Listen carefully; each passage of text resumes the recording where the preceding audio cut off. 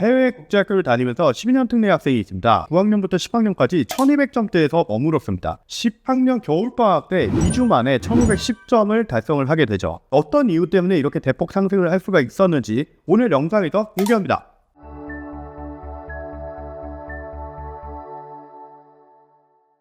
네, 시찬 학생 오랜만입니다. 잘 지냈죠?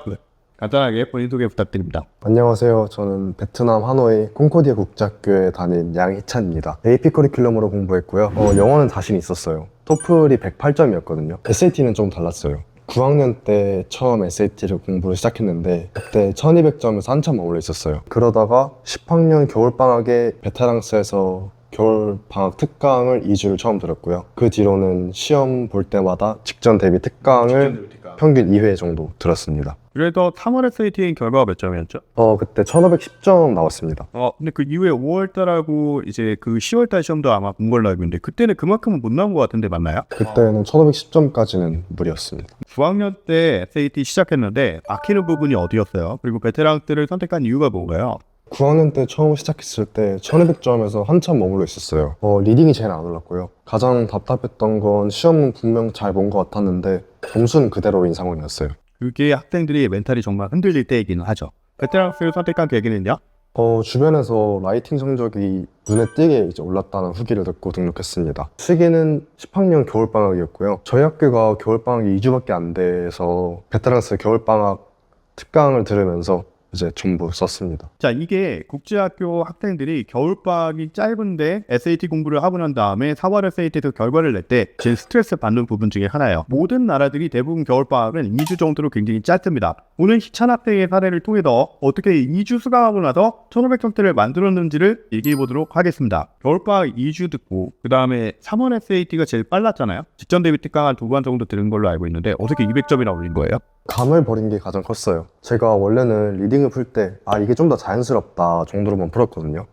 그러다 보니까 컨디션 따라서 점수가 좀 많이 출렁거렸어요. 그때 베테랑스 겨울방학 특강에서 처음 잡아준 건 3가지였어요. 첫 번째, 문제 종류를 구분하는 것. 두 번째가 이제 이 보기가 왜 정답이고 다른 보기들은 왜 틀린 건지 근거를 두고 판단하는 것. 세 번째는 틀린 문제를 어떻게 정리하느냐. 이 3가지를 잡으니까 같은 유형의 문제에서는 계속 맞을 수 있었습니다. 한마디로 일단 학원이 틀을 정해주고 중요한 건 그걸 계속 자기 걸로 오랜 시간 동안 공부를 꾸준하게 이어갔다 뭐 그런 얘기인 것 같네요. 근데 여기서 조금 아쉬운 부분이 있다고요. 지금 생각해보면 한 가지 더 했으면 좋았겠다 싶어요. 제가 틀린 문제를 한 줄로 정리하는 걸 했는데 일주일 동안 한 거를 모아서 내가 어떤 종류에서 계속 틀리지?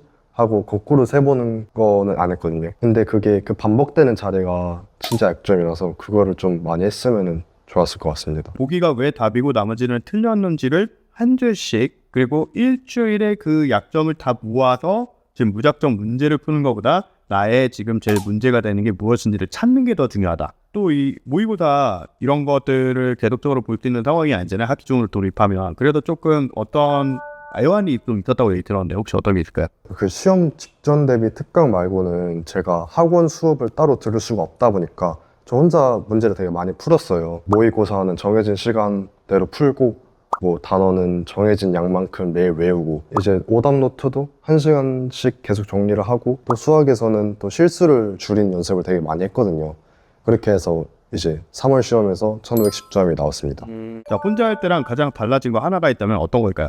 어디서 왜 틀리는지를 알게 된 겁니다. 제가 원래 혼자 공부할 때는 문제만 많이 푸는 유형이었는데 베테랑 학원을 다니면서 이제 어떤 문제에서 다 틀리는지 계속 살펴보게 됐습니다. 9학년 때 시작을 했는데 1200점대 10학년 때까지 조금 머물렀다고 얘기 들었어요. 그랬을 때 아무래도 열심히 했는데 숫자가 바뀌지 않으니까 동기부여나 이런 멘탈이 좀 약해졌을 것 같은데 좀 어땠나요? 진짜 답답했어요. 그러다가 이제 겨울방학 특강을 들으면서 방향을 잡았고 어떤 문제에서 자주 틀리는지 보이기 시작했어요. 그리고 1510점을 받고 난 이후에 5월달하고 10월달 시험까지를 본 걸로 알고 있는데 원래 더 올리려고 노력을 했었잖아요. 이때는 좀 어땠나요? 5월, 10월 시험에는 이제 1500씩 좀 더 올리려고 시험 본 거였는데 결국 좀 더 떨어졌어요. 처음에는 그게 왜 그런지 이해가 안 되는데 지금 다시 돌이켜보면 좀 이해가 됐더라고요. 3월 시험에는 이제 겨울방학 특강이 끝나고 얼마 안 된 시점이라서 감이 아직 살아있을 때였는데 5월, 10월 시험은 그 직전 대비 특강 말고는 제가 들을 수업도 없고 그 사이 몇 달간의 기간이 있다 보니까 그 사이에 감이 다 식은 거예요. 그때 깨달은 게 이제 시험 직전에 몰아서 보는 것보다 일주일에 한 번씩이라도 주말에 이제 듣는 게 폼을 유지하는데 좀 더 도움이 되지 않나. 그렇죠.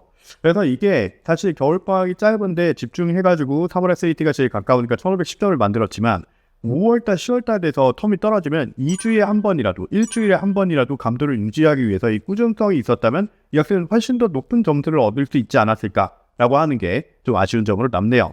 자, 희찬 학생, 지금 막 SAT를 시작하는 후배한테 한마디 얘기해주면 어떤 게 있을까요?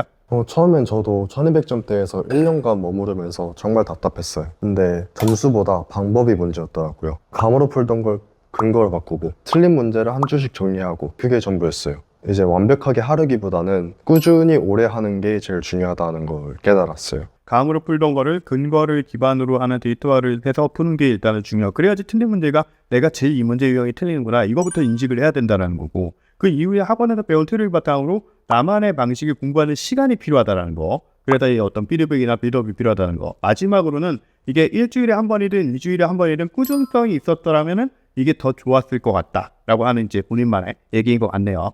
자, 어떻습니까? 오늘 이 학생을 통해서 비슷한 구간대에 있는 학생이라면 반드시 희찬 학생이 얘기했던 이 세 가지의 인사이트를 꼭 기억해 주시길 바라고요. 희찬 학생, 오늘 좋은 얘기 고맙습니다. 오늘 내용을 보시면서 도움이 되셨다면 구독과 좋아요를 꼭 부탁드리겠습니다. 구독해 주시면 새로운 사례가 나타날 때마다 가장 실시간으로 빠르게 접해 보실 수가 있습니다. 감사합니다.